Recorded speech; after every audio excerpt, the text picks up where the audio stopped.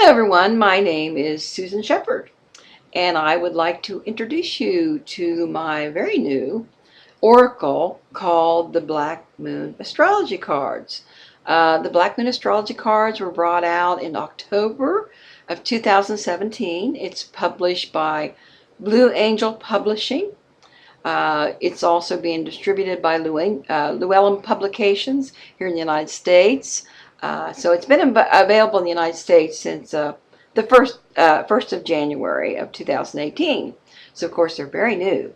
And I'm excited about these cards for many reasons. They're the most comprehensive astrology deck that we have to date.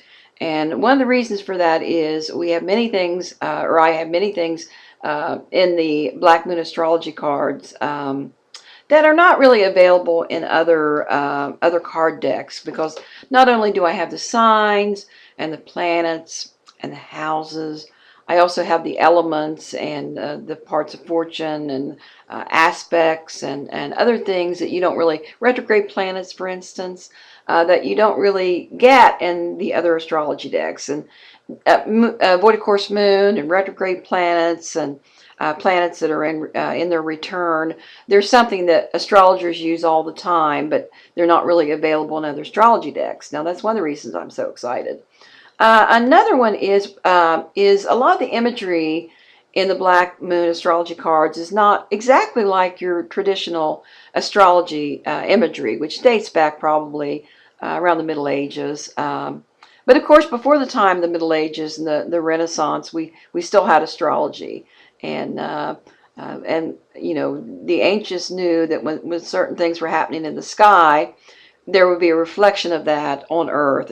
And we also have eclipses, for instance, in the Black Moon Astrology Cards, which is very important for astrologers. You know, they signify major changes going on. But you do not have to be an astrologer to read the Black Moon Astrology Cards, and let me tell you why. With the cards, I have a 182-page book which gives all the meanings of the cards. Now, astrologers will take to the Black Moon Astrology Cards very, very well and be able to read them probably upon opening the book or the cards.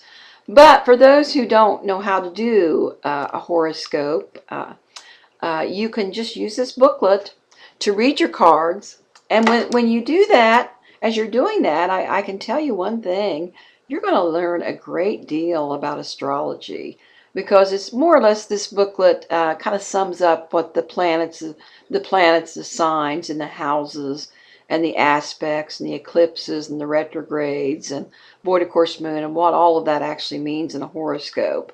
So it's extremely varied. There's many variations in this. There's 52 cards in this deck. Not quite as big as a tarot deck, but it's still a pretty large size deck. And let me just show you some of these cards. Very excited about them.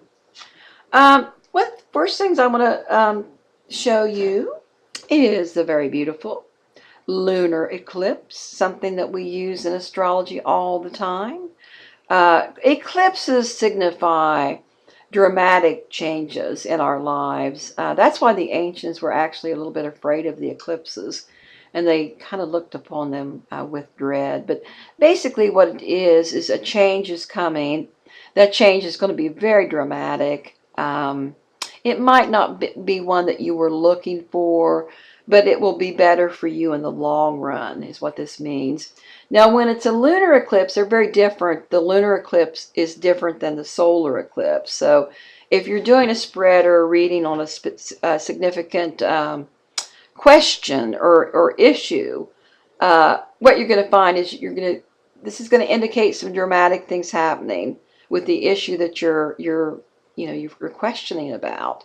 But since it's a lunar eclipse, with the lunar eclipse, it only lasts about 6 weeks, maybe a few months, but it will be very short term.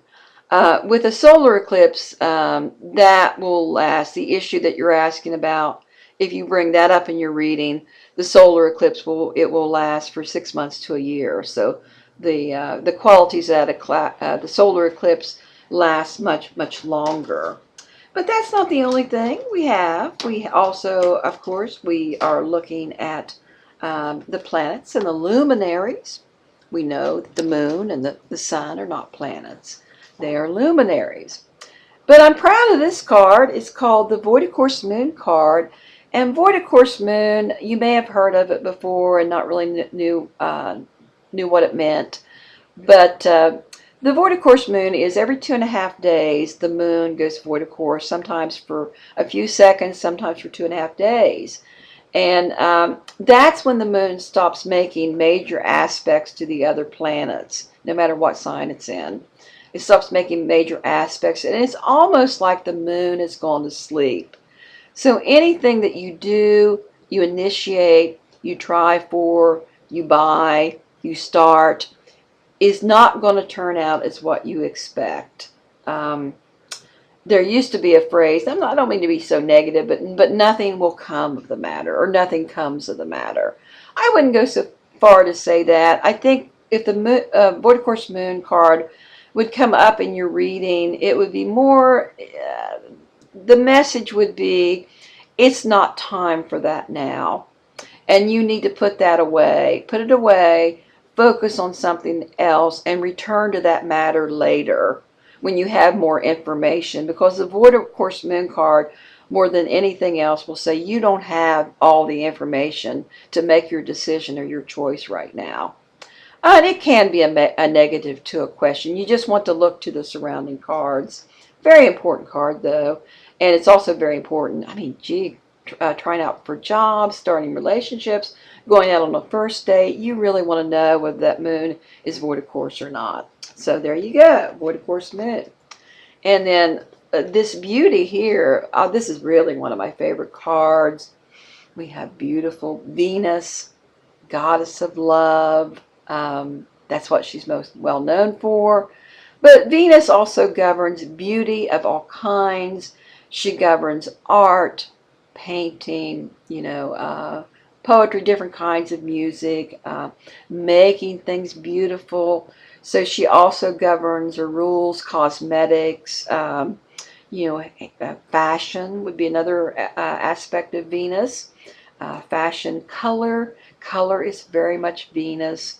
She likes everything varied and beautiful, nothing ugly, nothing drab. Then on a lower scale, Venus is also, and we sometimes forget, but Venus is also the planet of money. So she actually rules 2 signs. She rules Libra, and while she's ruling Libra, she's ruling romance, love, and beauty, and all those good things. When she's ruling Taurus, it has that in it too, but when Venus is ruling Taurus, it would have more to do with money and financial issues, but it could be beauty as well. So I want you just to remember all the different aspects of Venus, of course, and she is the goddess of love, and we won't forget that, and that is her primary meaning. See what else we have here. I have some favorite cards, pulling them up. All right. Here is one of the houses, and this is the 3rd house, and it rules messages. And it talks about how you speak, how you communicate, papers being signed, any kind of communication that you would delegate also to, work on computers, communicating through computers. And here you'll notice we have the different types of hieroglyphics. We've got the Egyptian writing, and we've also got the more ancient Sumerian writing. And at the top of this card, we've got the Eye of Horus, the all-seeing eye. So the third house are their messages, their communications, their documents, their papers, their signing things. It can also mean, in also indirect way, your neighborhood. The 3rd house also represents your neighborhood, and it also represents your siblings. There's many meanings to the different meanings to the planets and the signs. and the houses. You know, there's a multitude of meanings with them. Okay, we're looking at Sagittarius right here. Very beautiful Sagittarius. We've got this particular card on the cover. Sagittarians govern philosophy, religion.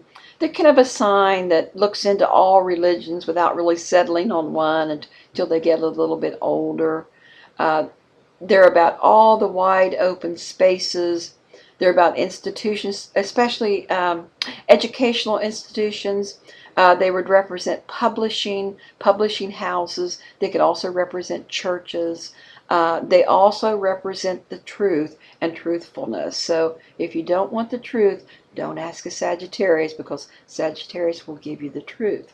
So these are just some examples of my cards, and thank you for listening to me today.